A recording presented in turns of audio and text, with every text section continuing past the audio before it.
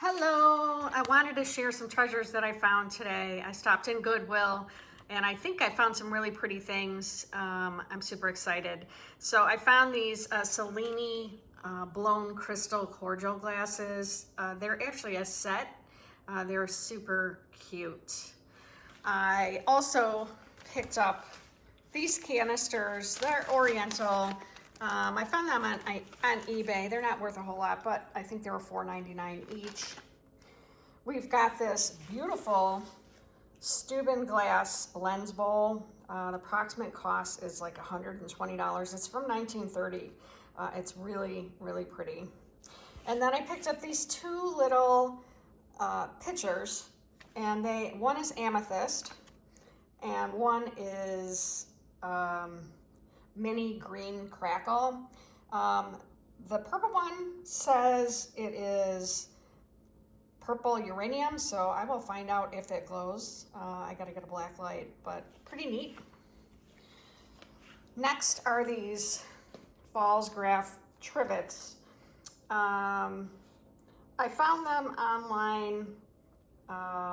They're about 15 bucks each, kind of cute.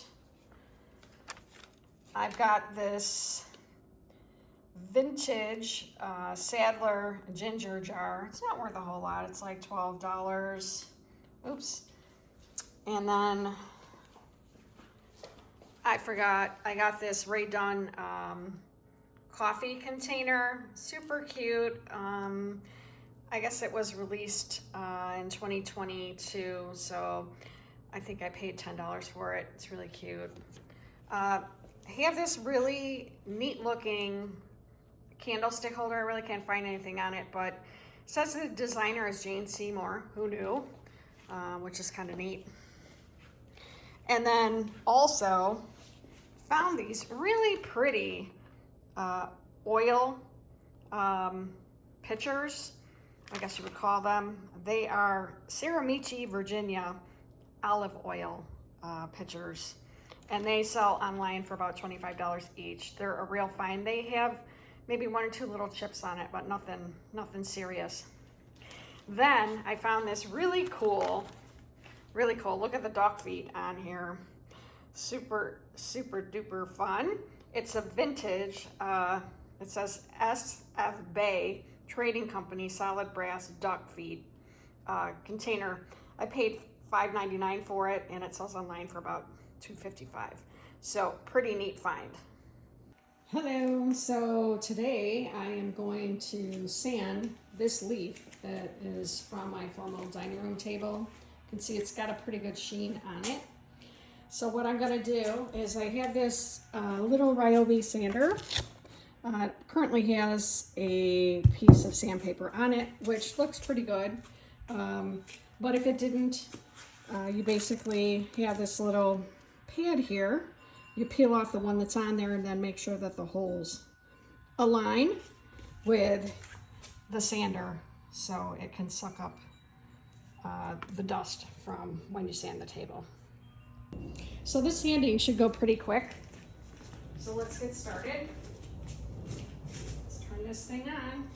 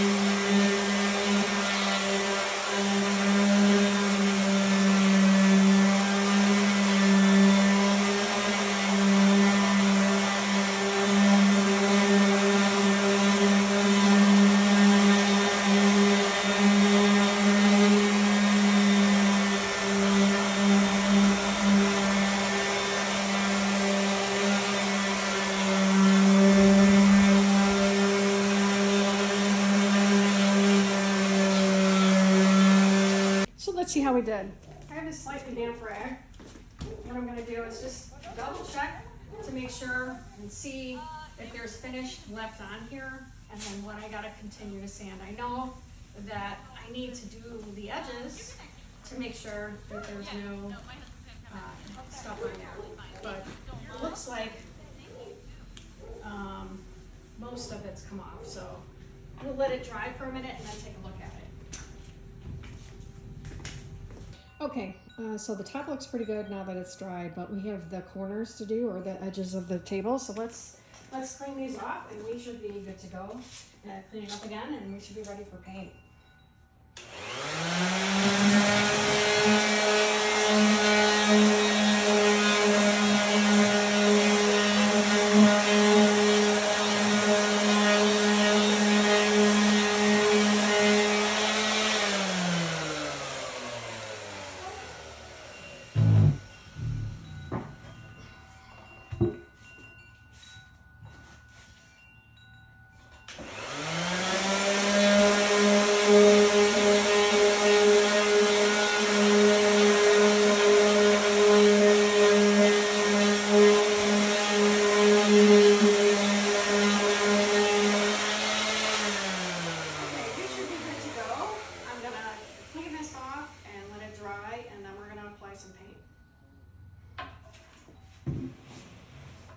Okay, I am somewhat of a messy painter, so I have changed my shirt because I tend to get paint on myself. But hopefully, now that this coat of the top coat is off of this piece, I should be able to paint with this Fusion Champness, and it will adhere and not peel off. So that's the most important thing, is to prep this to make sure that the paint is going to hold to the wood. So let's get going. I also have a round brush that usually comes with the mineral paint, so these work pretty well, and I think it's just goes pretty well into the small base of this. Now I know some people pour their paint in cups, but I like to work right out of the piece here. I shook this up really good, and I will tell you this one thing with the Fusion paint, it literally is self-leveling, so it is really easy to work with, and it goes really fast. It dries very quick, and make sure you get to go back and forth kind of in a straight line. And the good thing is we're going to do a second coat on this, so as we do this, if there is something that isn't covered, we will cover it up, so you don't have to worry about that. So this goes very quick.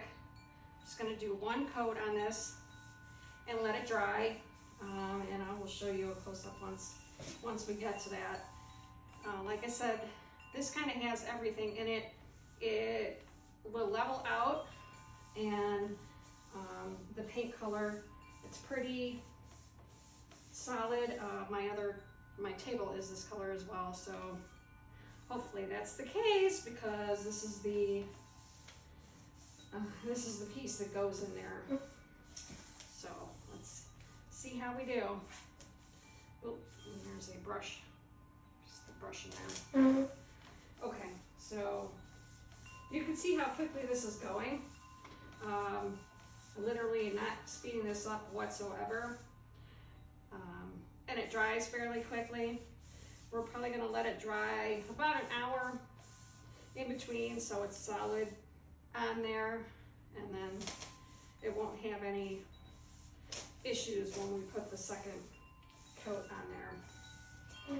Now, I'm gonna do the ends here, because I don't wanna have any sort of like drips or anything on here. And then just kind of come back and feather this off, so there's nothing sticking out. Now I'm going to come around and do the sides real quick, but I want to finish this other top part on here. Okay. So you can see how quickly it is to paint this, and like I said, it's very forgiving. So just go ahead. So there's no brush marks going the other direction. Just kind of cover those up.